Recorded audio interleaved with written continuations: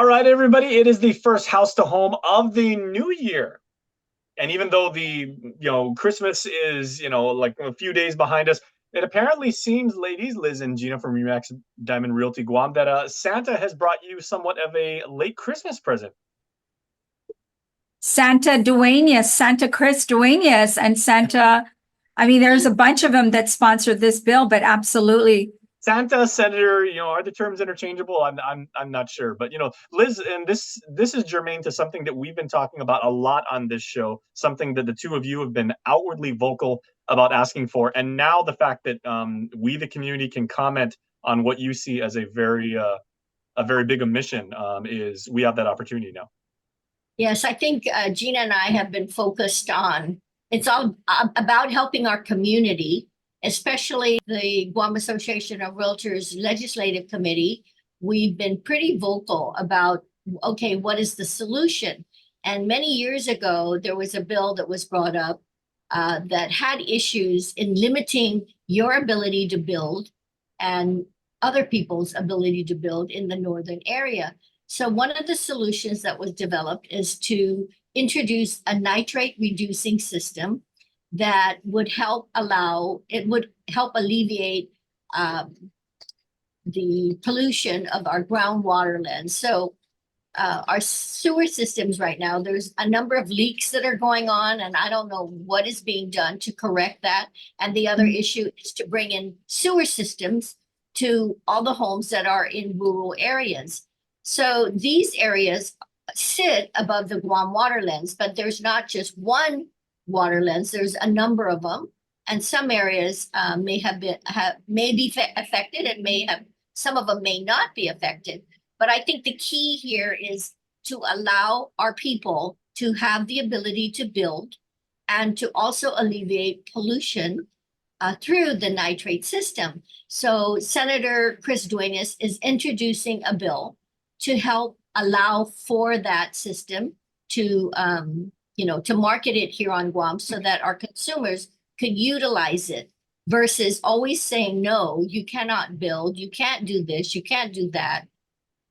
We're here to help the community find solutions to make things happen. So it's imperative for our community to come out and speak to support this bill. So Gina and I and John are definitely going to be at the different public hearings. There are two of them. I would say so. I'd say don't make plans to visit Gina and Liz down at Remax like anytime Thursday, January 4th from maybe starting at around 9 a.m. because they've booked their calendars already. That's correct. Yeah. And so should you if you care as they do about this issue. And Gina, now that a solution has been proposed, so basically you're saying it's the community's opportunity to amplify that signal of concern and let the senators really know that not only this is a big problem as they see it, but also there is. Do you see this as a viable, optimal solution? It's the solution that EPA actually suggested to some of the families that had gone into EPA seeking out a building permit. So one of the issues that Liz and I have always had about this is, number one, they're not the way the interpretation of the law right now says that EPA can allow people who have a parental subdivision. So your parents subdivided the property and gave it to you. So EPA is interpreting the law this way. If you have a parental map, we're going to let you build. As long as you have a 1/4 acre or more, we'll allow you to build. If there's no sewer in your property, we'll let you do a septic tank. But if you have a map that was created and ordered through the court because your parents are already dead, so this is called a decedent estate. And this confused me because in the law it said there were two entities that were exempt from the subdivision law: decedent estate and parental maps. But for some reason, EPA's interpretation is that only parental can build. Decedent estates are not being allowed to. And when that occurred, I mean, for me, I couldn't wrap my head around that. So the properties could be identical. They could be side by side, but my property was given to me by my parents who are still living. And your property, Liz, is given to you by your father who's passed away, and you cannot build, but I can. That does not seem like how can the government, how can our island treat two people like that. It doesn't sit well with me. And I've had an issue with this when it occurred.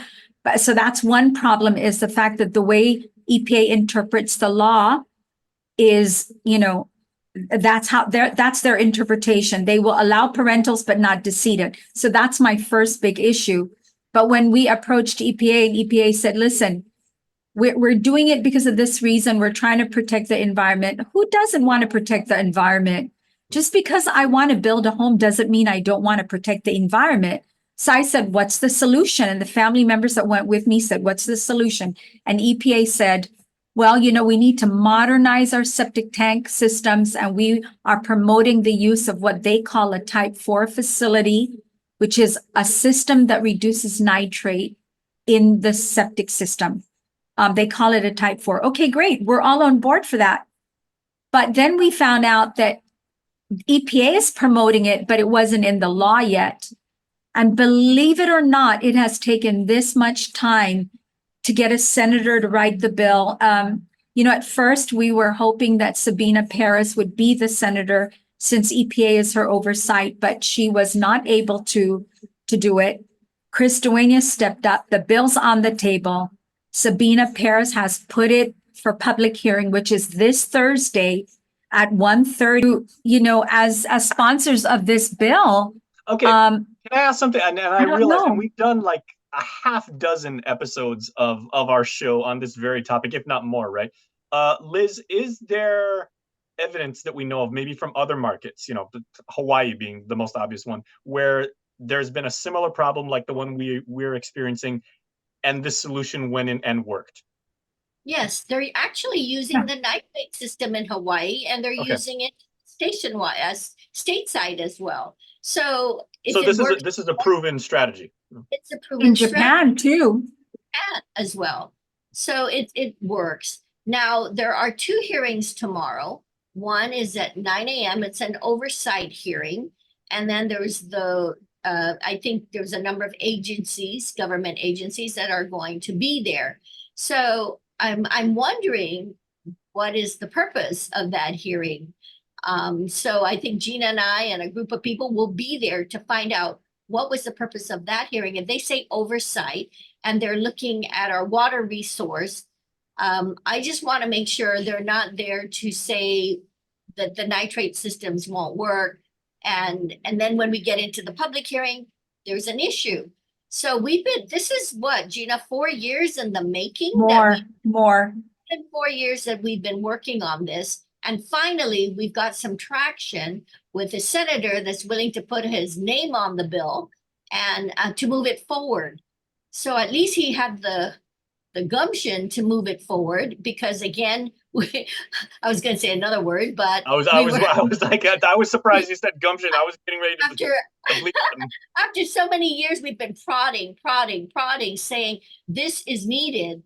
And the community's got to step in here and get their voices heard, because if you don't do this, you wouldn't have the ability to build for your family. And already Gina's client was already told to use it as he wants to build a home for his daughter, and he was told, well, you can't do that. Use it as green space or farm on it.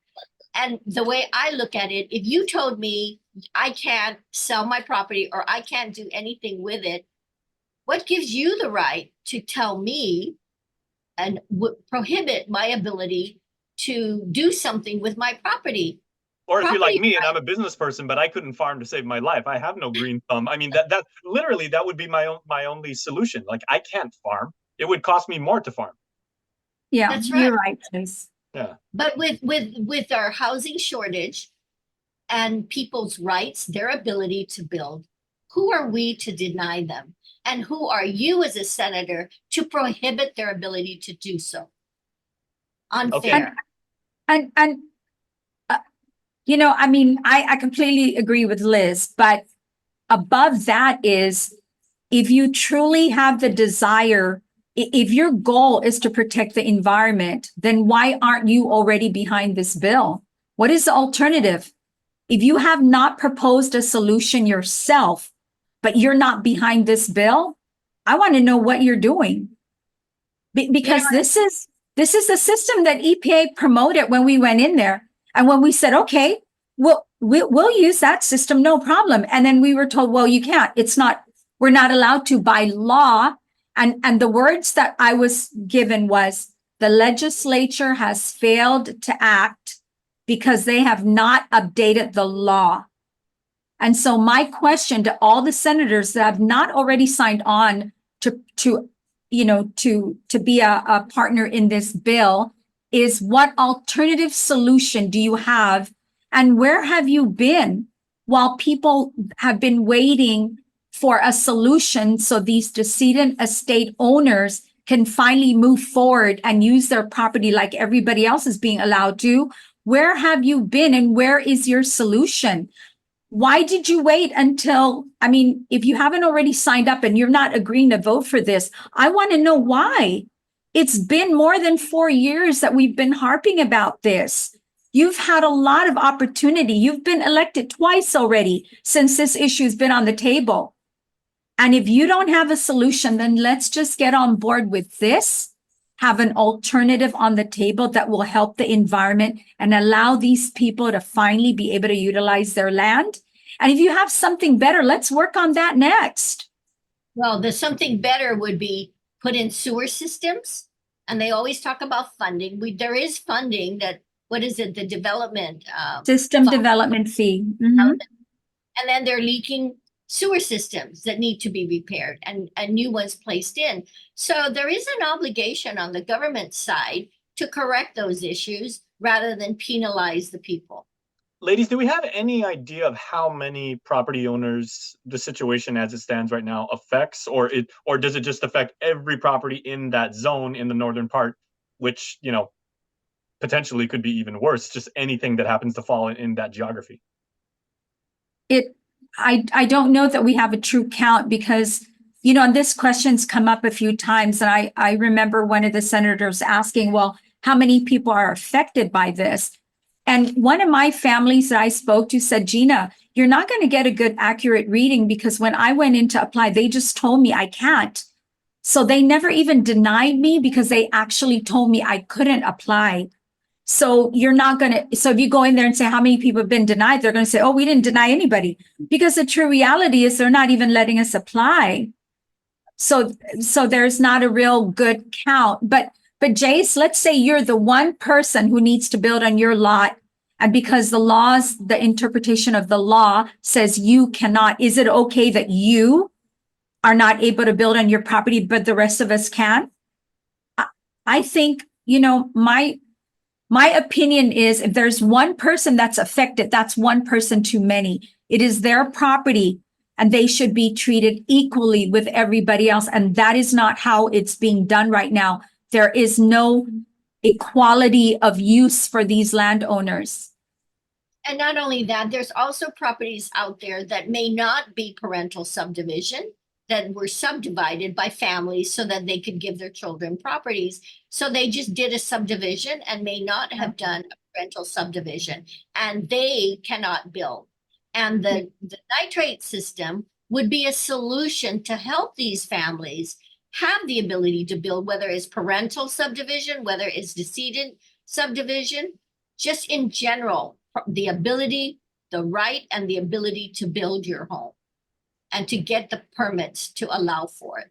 Could this have tangential gains, I guess is the right way to phrase this, for surrounding properties and properties that are also on the fringe, whether they're residential, commercial, agricultural, for making those properties more valuable because now you have a greater square footage area of properties that can be developed. So even people around it that aren't directly affected, they say, hey, if you can build over here, this just makes your property that much more valuable because you could be close to a wonderful residential community or a thriving farm or a prosperous resident or commercial area. It allows you as an individual the ability to build or the ability to sell the property. Now, if the government told you, sorry, you can't do anything with it, and let's say you had a particular need and you couldn't, pretty much rendering your property valueless, the inability to sell it, the inability to develop it, So, I think it's important that the system come together, and we want you to have the ability to sell it. Yes, you can have the ability to sell it, but there's a solution that rather than being denied a permit to develop the area, there And is a basically, solution. you're being taxed on property that you can't use, right? That's right. That's right. Yeah, absolutely. We have to pay the same amount of tax as everyone else who is allowed to build. There's no discount because EPA right now is not allowing a decedent estate landowner not to be, they cannot build on their land. There's no discount on that, but in terms of use, because of the current interpretation, they cannot build a home. And actually, one senator asked me, well, where in the law does it say that you're allowed, that you have the right to build a home? Where does it say we don't have that right? I think that's a very sad That's a sad interpretation of it's a sad Okay. point of view. So let's end, ladies, because I mean this is, as we should say, and this is what kind of the whole point of this show is, we're revealing opportunity, and this is an opportunity. If you feel as strongly as Liz and Gina and their colleagues and the people that are affected do, please consider going down to the legislature or tune into the live stream, and make your voice heard. So, girls, let's go end on a positive note, right? What are the both of you going to wear to the public hearing? Because I mean, you want to, image is everything, right? What are you guys going to wear when you go down and make your voices heard? What really You're sells it? so asking the wrong chick that question. I'm lucky I get dressed in the morning. You haven't even laid out your outfit already for Thursday morning at 9 a.m. Jace, I do real estate. We just pull whatever we can out of the closet and get ready. We don't think about that sort of thing. I'm thinking either maybe something like red, because it would it's the color that obviously shows an inciting emotion, or purple because it shows you as very, very regal and like someone who is looking out for the good of the people. I'm just saying, Purple it is then. Okay. Okay, so we'll come in purple for passion. There you go. There you go. I like that, it's also the acai bowl, which is also very, very calming. So purple.